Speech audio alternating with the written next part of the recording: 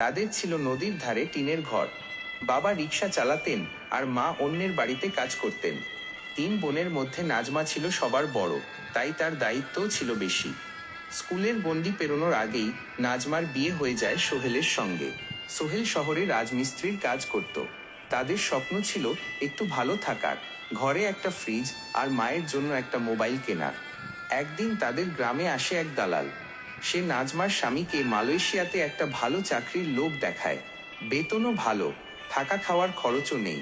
নাজমাও ভাবে হয়তো তাদের ভাগ্য বদলাবে, তাই সে স্বামীকে রাজি করায়।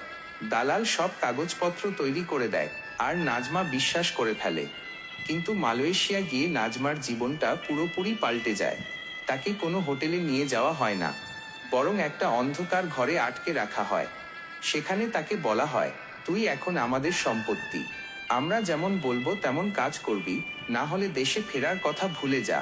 নাজমা বুঝতে পারে সে আসলে কোনো চাকরি করতে আসেনি। তাকে এমন সব কাজ করতে বাধ্য করা হয় যা সে কল্পনাও করেনি।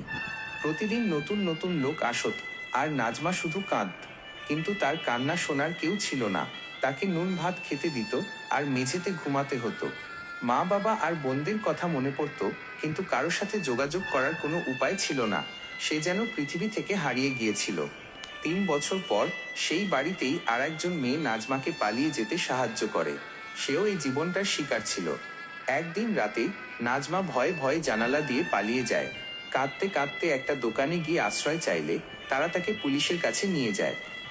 3 মাস ক্যাম্পে থাকার পর নাজমার দেশে ফেরার ব্যবস্থা হয়। কিন্তু সে যখন দেশে ফেরে তখন সে আর আগের নাজমা ছিল না।